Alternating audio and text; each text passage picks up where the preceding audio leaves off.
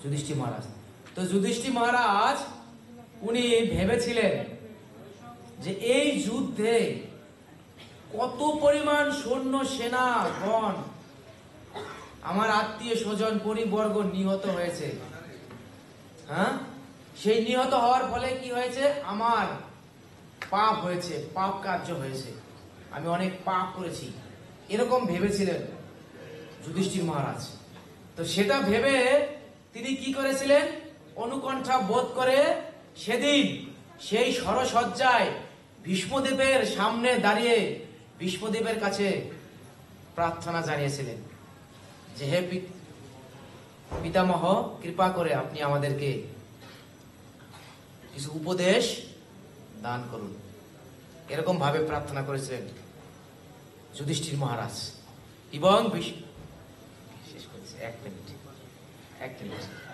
তো তখন কি করেছিলেন,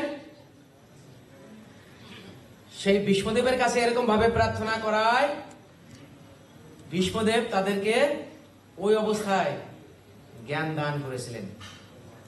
ধর্ম, অর্থ, মোক্ষ, হ্যাঁ, এই চারটি বিষয়, ধর্ম, অর্থ, কাম, মোক্ষ, এই চারটি বিষয়ের উপরে তাদেরকে জ্ঞান দান করেছিলেন। কিভাবে রাজ্য পরিচালনা করতে হবে এবং যুধিষ্ঠির মহারাজকে সে যেন দুঃখ প্রকাশ না করে, ইত্যাদি ইত্যাদি। এরকম ভাবে তারা কি করেছিলেন, তাদেরকে সান্ত্বনা প্রদান করেছিলেন।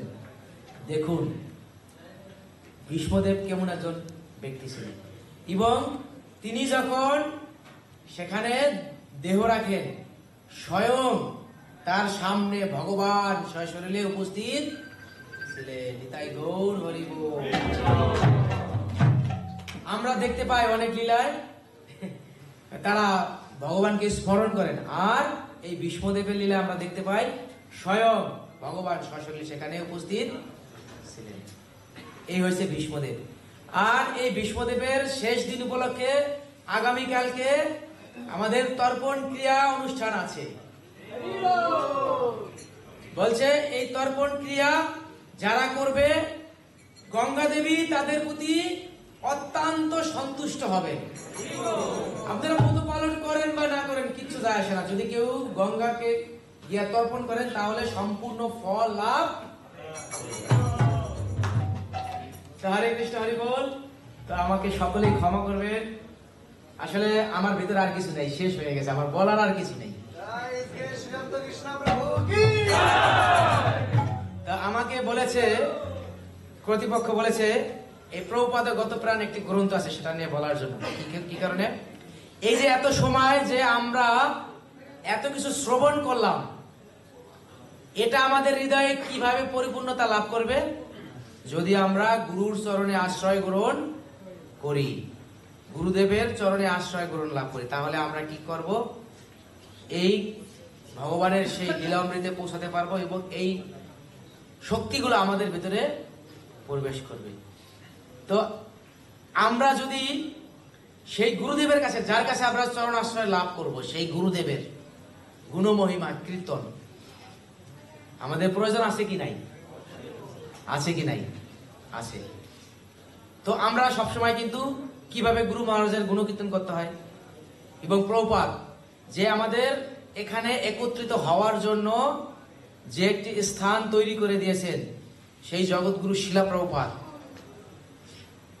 হ্যাঁ, এই সেই প্রভুপাদের, শিলা প্রভুপাদের একটি লীলা দিয়ে আমি এই গুরু মহারাজের এই কৃপাটা বোঝানোর চেষ্টা করব।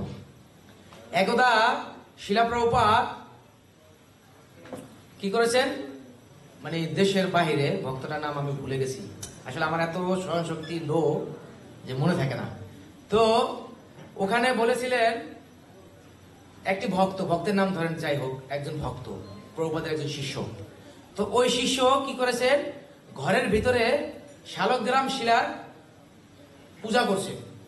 আর এমতো অবস্থায় শিলা প্রভুপাদ তাকে এক শিষ্যকে দিয়ে তাকে ডেকে পাঠিয়েছেন যে তুমি যে গিয়ে বলো ওকে এখানে আসার জন্য। তখন সেই ভক্তকে, শিলা প্রভুপাদের সেই শিষ্যকে আরেক শিষ্য গিয়ে বলেছেন যে আপনাকে শিলা প্রভুপাদ ডেকেছেন। তখন উনি বলছিলেন যে তুমি গিয়ে বলো যে আমি শালগ্রাম শিলার পূজা করছি। শিলা প্রভুপাদের কাছে তখন এসে বললেন শিলা প্রভুপাদ তখন তাকে উত্তর দিয়েছিলেন যে তুমি তাকে গিয়ে বলো যে তার গুরুদেব বাইরে তার জন্য অপেক্ষা করছে। তার সবচাইতে ওই সেবার থেকে তার গুরুদেবের সেবা বেশি ইম্পর্টেন্ট, তুমি গিয়ে তাকে বলো। দেখছেন শিলা প্রভুপাদ আমাদেরকে কিভাবে শিক্ষা দিয়েছেন। কি বলেছেন? সে শালগ্রাম শিলার পূজা করছেন, তার থেকে বেশি ইম্পর্টেন্ট হচ্ছে কি গুরু পূজা। তো এই গুরু পূজা খুবই ইম্পর্টেন্ট গুরুদেবের, আরো দিকে যাব না। তো সেই গুরুদেবের, সেই প্রভুপাদের গুণকীর্তন মহিমা ছোট্ট একটি গ্রন্থের ভিতরে লিপিবদ্ধ করা আছে। সেই গ্রন্থটি আমাদের মাঝে এখন আছে। আপনারা কি সেই গুরুদেবের কীর্তি এবং শিলা প্রভুপাদের গুণকীর্তন জানতে চান? কে কে জানতে চান? তাহলে যদি আপনারা জানতে চান, এই গ্রন্থটির নাম হচ্ছে প্রভুপাদ গত প্রাণা। এই গ্রন্থের ভিতরে এই সমস্ত মূল তত্ত্ব আপনারা খুঁজে পাবেন। যদি আপনারা শিলা প্রভুপাদ সম্পর্কে জানতে চান, গুরুদেব সম্পর্কে জানতে চান, তাহলে এই গ্রন্থটি আপনারা নিয়ে অধ্যয়ন করুন। তাহলে আপনারা কে কে আজকে এই গ্রন্থটি নিতে ইচ্ছুক? কে কে ইচ্ছুক হাত জাগান তো দেখি। কে কে ইচ্ছুক? এক ভক্ত, হরি বল। আরো কে কে আছেন? জাগান, হাত জাগান, সমস্যা নাই। আপনাদের যদি প্রণামী না থাকে, প্রণামীর জন্য আপনাদের টেনশন করতে হবে না। আপনাদের যখন সময় সুবিধা হবে আপনারা দিতে পারবেন। হরে কৃষ্ণ। তো আপনারা যদি এই গ্রন্থটি নিতে চান, তাহলে আমাদের বুক টেবিলেও গ্রন্থটি আছে এবং আমাদের মাঝে উপস্থিত হিজ গ্রেস শান্তিপূর্ণনাথ প্রভু এবং আমাদের হিজ গ্রেস জয় দামোদর প্রভু, ওনাদের সাথে আপনারা, আমাদের পুরন্দর আচার্য প্রভু, আপনারা ওনাদের সাথে যোগাযোগ করতে পারেন। এই গ্রন্থটি আপনারা সংগ্রহ করতে পারবেন। হরে কৃষ্ণ, হরি বল। জগৎ গুরু শিলা প্রভুপাদ কি তাই গৌ সীতানাথ প্রেমানন্দে। আপনারা সকলে আমাকে ক্ষমা করবেন, আমাকে সকলেই ক্ষমা করবেন। আমি জানি আমার এই বকবকানির মাঝে অনেক ভুল হয়েছে, ত্রুটি হয়েছে। আর সেই ত্রুটিগুলো আপনারা একাধারে শ্রবণ করে এভাবে ধৈর্য সহকারে বসে আসেন। এজন্য আপনাদের চরণে আমি কৃতজ্ঞতা প্রকাশ করছি এবং আপনাদের চরণে বিনীত প্রার্থনা জানাচ্ছি, আমি যে ভুলগুলো বলেছি কৃপা করে সেই ভুলগুলো আপনারা আমাকে সংশোধন করে দিবেন আর সেগুলো আপনারা গ্রহণ করবেন না।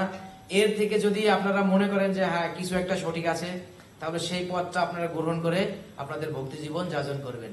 এবং আপনাদের যদি কারো কোনো প্রশ্ন জিজ্ঞাসা থাকে, তাহলে আপনারা জিজ্ঞাসা করতে পারেন।